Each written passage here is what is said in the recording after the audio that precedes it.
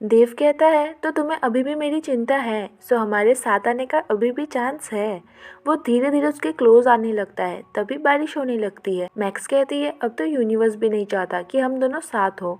दोनों कार में जाकर बैठते हैं। वहाँ आरजे एंड किम ट्रैफिक में फंसे हुए थे। दोनों एक दूसरे से ब्रेकअप का रीजन शेयर करते हैं। देव बहुत कंट्रोलिंग एंड पॉजिटिव बॉयफ्रेंड था, इसीलिए किम ने चीट किया एंड आरजे के अब्रॉड जाने के बाद उसकी लाइफ पूरी मिस थी। वो मैक्स पर बोझ नहीं बनना चाहता था, प्लस वो नहीं चाहता था कि मैक्स उसे ऐसी हालत में देखे, इसलिए वो खुद ही उससे दूर हो गया। यहाँ देव को पता चलता है कि आज मैक्स की मॉम की डेथ एनिवर्सरी है। वो मैक्स को बाहर लाता है, फूड ऑफर करके प्रे करते हैं। तब मैक्स मॉम को देव से इंट्रोड्यूस करवाती है। हाय मॉम, ये देव है, मेरा एक्स। देव कहता है हाँ हाँ, और फ्यूचर बॉयफ्रेंड भी। मैक्स हंसने लगती है। देव सीरियस होकर उससे फिर से लव कन्फेस करता है। मैक्स कहती है बट तुम्हें मुझ पर ट्रस्ट ही नहीं है। देव कहता है फिर से ट्रस्ट करना चाहता हूँ। मैक्स कार की तरफ जाने लगती है। वो चिल्लाकर कहता है आई लव यू मैक्स, मैं तुम्हें नहीं भूल पा रहा हूँ और भूलना चाहता भी नहीं हूँ। वो प्रॉमिस करता है वो कभी भी उसे हर्ट नहीं करेगा। उसकी बातों से मैक्स इमोशनल हो जाती है। दोनों किस करने ही वाले थे कि तभी आरजे एंड किम आ जाते हैं एंड दोनों का रिएक्शन देखने लायक होता है। देव पूछता है तुम दोनों यहाँ? अब दोनों सच्चाई तो नहीं बता सकते थे, सो किम बहाना बनाती है कि वो लोग आइस लेने जा रहे थे क्योंकि द बर्फ में आइस खत्म हो गया है एंड सभी कस्टमर्स लड़ रहे हैं। मैक्स एंड देव को ये बहाना वियर्ड लगता है बट वो लोग कुछ कहते नहीं है। तभी उस अननोन पर्सन का फिर से मैसेज आता है। साथ मिलकर सभी उसी लोकेशन पर जाने लगते हैं। रास्ते में आरजे मैक्स को सीट के पीछे रखे हुए स्नैक्स खाने बोलता है। मैक्स पैकेट निकालकर सबको ऑफर करती है। किम एंड देव का खाने का मन नहीं था। आरजे ड्राइव कर रहा था, सो मैक्स उसे अपने हाथों से खिलाने लगती है। देव वॉज लाइक तेरा बॉयफ्रेंड अभी भी जिंदा है। अननोन पर्सन का बताया हुआ लोकेशन आ जाता है। मैक्स, देव एंड किम उसे देखकर शॉक्ड होते हैं।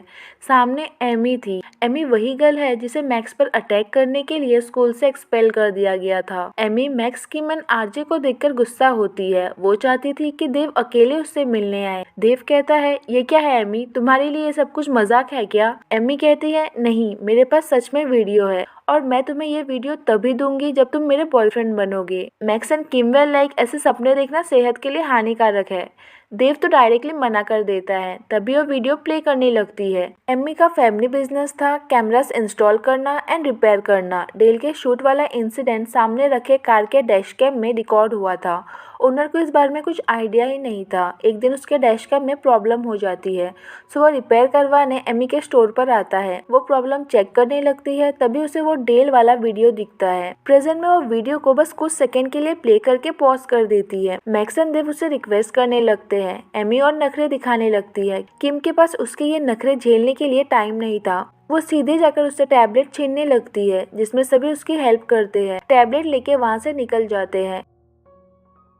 वीडियो चेक करने पर सभी शॉक्ड होते हैं। वीडियो से प्रूफ हो जाता है कि टिटो बोयात ने गोली नहीं चलाई थी, त्यागो ने चलाई थी। टिटो बोयात ने तो एम्बुलेंस को कॉल करके डेल एंड देव की हेल्प की थी। आरजे के डैडी ये वीडियो जज को दिखाते हैं। एंड्रिले फैमिली अपनी गलती रियलाइज करती है एंड मैक्स की फैमिली से माफी मांगती है। त्यागो को दोषी पाया जाता है एंड फाइनली केस क्लोज हो जाता है। अब जब केस क्लोज हो गया है तो टिटो एंड लोला वीकेंड पर वापस अपने घर मिंडोरो जाने का डिसाइड करते हैं। मैक्स एंड आरजे साथ चलने की बात करते हैं। नेक्स्ट डे स्कूल में सभी को फाइनल के लिए एक इम्पोर्टेंट प्रोजेक्ट दिया जाता है जिसमें स्टूडेंट्स को पैरअप किया जाएगा एंड उन्हें एक एग दिया जाएगा जिसकी उन्हें अपने बच्चे जैसी देखभाल करनी होगी। मैक्स एंड देव को एक साथ पैर किया जाता है। सुनने में तो अच्छा लग रहा होगा बट द प्रॉब्लम इसके दोनों का अभी भी पैचअप नहीं हुआ है। देव उसे मनाने की बहुत कोशिश करता है बट मैक्स नहीं मानती। देव का उस पर ट्रस्ट ना करना, जो मुंह में आए वो बोलना, ब्रेकअप करना, इन सब बातों से मैक्स हर्ट हुई है। उसके मन में कहीं ना कहीं ये डर बैठ गया है कि ऐसा फिर से हो सकता है। सो वो श्योर नहीं थी कि उसे पैचअप करना चाहिए कि नहीं। देव उसे सॉरी बोलता है। मैक्स हर्ट हुई थी, सो हील होने के लिए थोड़ा टाइम एंड स्पेस मांगती है। देव पूछता है इस हीलिंग प्रोसेस को बेटर करवाने के लिए मैं क्या कर सकता हूँ। मैक्स उसे दोनों फैमिलीज के बीच रिलेशनशिप को ठीक करने बोलती है। देव दोनों फैमिलीज को लंच पर मिलवाता है। एंड्रिले फैमिली फिर से सबसे माफी मांगते हैं। दोनों फैमिलीज के बीच सभी इश्यूज सॉल्व हो जाते हैं। अब बस मैक्स एंड देव का साथ आना बाकी था। नेक्स्ट डे लॉर्ड एंड ली देव के साथ थे। ली एंड देव अपनी दुख भरी लव स्टोरी शेयर शेयर करते हैं। देव मैक्स को मिस कर रहा था एंड ली का हाल भी कुछ ऐसा ही था। नाई से ब्रेकअप करके कहीं ना कहीं पछता रहा था। दोनों दुखी आत्माओं को देखकर लॉर्ड कहता है, डोंट वरी गाइस, लॉर्ड अभी जिंदा है। अब से स्टार्ट होगा प्रोजेक्ट सेकेंड चांस। तो सबसे पहले मैक्स को टेक्स्ट करो एंड देन कहो कि गलती से सेंड हो गया। देव ऐसा ही करता है। हाय लॉर्ड, तुम्हारे आसपास फ्लावर एंड गिफ्ट शॉप है क्या? किसी इंपॉर्टेंट पर्सन को बहुत मिस कर रहा हूँ। टेक्स्ट देखकर मैक्स कहती है, तुमने गलत पर्सन को टेक्स्ट किया है। देव स्माइल करता है देन सेंड करता है, ओ सॉरी, लॉर्ड को सेंड करना चाहता था, तुम्हें गलती से सेंड हो गया। बाय द वे, मेरा बेबी बेब कैसा है? मैक्स अपने आप से कहती है, बेबी बेब। तभी देव फिर से एक और टेक्स्ट मैसेज सेंड करता है, सॉरी ऑटो स्पेलिंग ऑन था ना, इसलिए बेबी बेब हो गया, मैं तो बेबी एग लिखना चाहता था। मैक्स सब समझ रही थी, वो स्माइल करती है। देन नेक्स्ट डे लॉर्ड उसे गिफ्ट लेकर मैक्स के घर जाने बोलता है। वो ऐसा ही करता है। मैक्स कहती है, ये सब क्या है देव? मैंने कहा था ना कि मुझे। देव कहता है, स्पेस चाहिए, यही ना? कितना स्पेस? इतना इतना? वो गिरने लगता है। मैक्स उसे बचा लेती है। स्कूल में भी वो उसे इम्प्रेस करने की पूरी कोशिश करता है। मैक्स पर असर होने ही लगता है कि तभी उनका बच्चा टूट जाता है, मीन्स उनका बेबी एग टूट जाता है। मैक्स टेंशन में आ जाती है कि अब फाइनल प्रोजेक्ट के 30 मार्क्स गए। एग पर सर का साइन था, सो दोनों बाहर से भी एग नहीं ले सकते थे। हिम्मत करके सर के पास जाते हैं, पूरी बात बताते हैं। ये एक एक्सीडेंट था, सो सर उन्हें एक और चांस देते हैं। वीकेंड पर वो मैक्स के लिए उसका फेवरेट आइसक्रीम लेकर आता है। रिलेशनशिप को बचाने के लिए देव के सारे एफर्ट्स मैक्स को दिख रहे थे। दोनों फिर से क्लोज आने लगते हैं। मैक्स के मुंह पर आइसक्रीम लग गई थी। देव धीरे धीरे उसके क्लोज आने लगता है। मैक्स को लगता है किस करेगा, बट वो सीधे जाकर कान में कहता है कि तुम्हारे मुंह पर आइसक्रीम लगा है। मैक्स थोड़ी एम्बेरस होती है, देन कहती है, जब तुम मेरे साथ होते हो वक्त थम सा जाता है। देव को अपने कानों पर यकीन नहीं होता। मैक्स कहती है, ऐसे क्या देख रहे हो? ये तो यहाँ पर लिखा हुआ है, मैंने बस रीड किया, तुम्हें क्या लगा? दोनों हंसने लगते हैं। तभी आरजे आता है। मैक्स एंड आरजे टीटो एंड लोला के साथ मिंडोरो जाने वाले थे, इसलिए आरजे उसे बुलाने आया था। मैक्स उठकर चली जाती है। बेचारा देव हर्ट होता है। सभी मिंडोरो पहुंच जाते हैं। तभी मैक्स को ईमेल आता है कि उसे जापान के फेरोस यूनिवर्सिटी में एडमिशन मिल गया है, वो भी विथ फुल स्कॉलरशिप। वो खुशी से उछलने लगती है। सभी उसके लिए हैप्पी थे। लोला कहती है, जापान जाओगी तो तुम्हारा एंड देव का रिलेशनशिप तो लॉन्ग डिस्टेंस रिलेशनशिप बन जाएगा ना। मैक्स टेंशन में आ जाती है। आरजे पूछता है, तुम दोनों का पैचअप हो गया ना? वो कहती है, नहीं, बट होपफुली हो जाएगा, मुझे बस थोड़ा टाइम एंड स्पेस चाहिए। वहाँ डेल के साथ कुछ अजीब अजीब चीजें हो रहे थे। अचानक से उसे हेडेक होने लगता है। देन उसे उसकी एक्स डॉम नजर आती है, जो उसे सॉरी बोलती है एंड फिर से पैचअप करने भी बोलती है। डेल उसे जाने बोलता है क्योंकि वो मिचिको को हर्ट नहीं करना चाहता था। उसका हेडेक और बढ़ जाता है। तभी मिचिको आती है। क्या हुआ है पूछने पर वो डोम वाली बात बताता है। मिचिको शॉक्ड होती है, कहती है, डोम यहाँ कैसे आ सकती है? वो तो मर चुकी है। मिचिको को कुछ समझ नहीं आ रहा था। वो उसे मॉम के पास लेकर जाती है।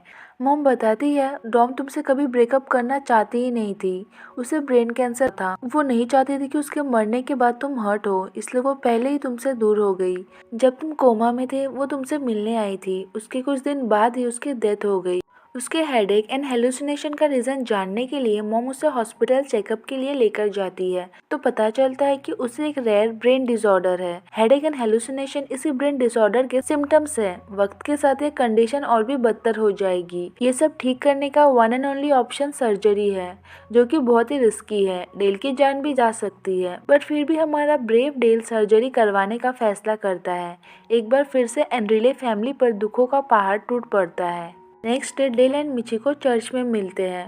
पहले तो वो चाहता था कि वो उसकी गर्लफ्रेंड बने, बट अब वो ऐसा नहीं चाहता, क्योंकि अगर सर्जरी सक्सेसफुल नहीं हुई, वो नहीं बच पाया, तो मिचिको बहुत हर्ट होगी। वो मिचिको से कहता है, मिचिको, अब तुम्हें मेरी गर्लफ्रेंड बनने की कोई ज़रूरत नहीं है। मैं तुमसे प्यार करता हूँ, मेरे लिए इतना ही काफ़ी है।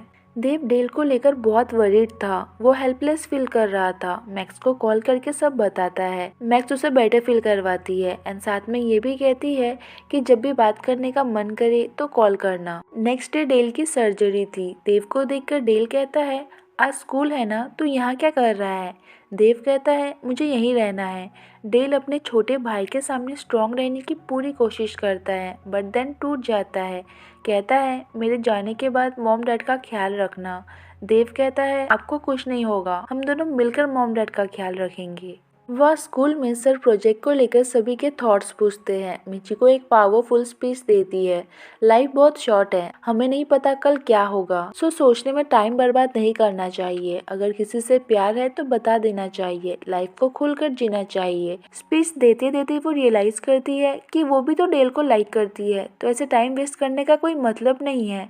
वो सीधे भागकर डेल से मिलने आती है। कहती है, डेल, मुझे पता है कि तुम नहीं चाहते कि हम कपल बने, क्योंकि तुम्हें डर लग रहा है कि तुम्हें कुछ हो गया तो मैं ये पेन हैंडल नहीं कर पाऊंगी, फिर से अकेली पड़ जाऊंगी। बट बिलीव मी डेल, मैं ये सब कुछ हैंडल कर लूंगी। रिग्रेट तो मुझे तब होगा अगर टाइम होते हुए भी मैंने तुम्हारी गर्लफ्रेंड बनने का ये चांस गवा दिया। So Dale, will you be my boyfriend? वो हाँ बोलता है। मिचिको उसके साथ डांस करना चाहती थी। डेल अपने व्हीलचेयर की तरफ देखता है। डैड एंड छोटा भाई जल्दी से उसे हेल्प करने आते हैं। दोनों साथ डांस करते हैं। सैड सा सिचुएशन कुछ टाइम के लिए हैप्पी सा हो जाता है। But then next morning Dale हमेशा के लिए सबको छोड़कर चला जाता है। मिचिको उसे बार बार उठने बोल रही थी। उसकी आवाज सुनकर देव उठ जाता है, शॉक्ड होता है। दोनों बहुत रोते हैं। मॉम डैड आते हैं। बेटे को ऐसी हालत में देखकर उनकी तो मानो दुनिया ही खत्म हो जाती है। एंड इसी के साथ ये पार्ट यहीं पर एंड हो जाता है। थैंक्स फॉर वॉचिंग, मिलते हैं नेक्स्ट पार्ट में, बाय।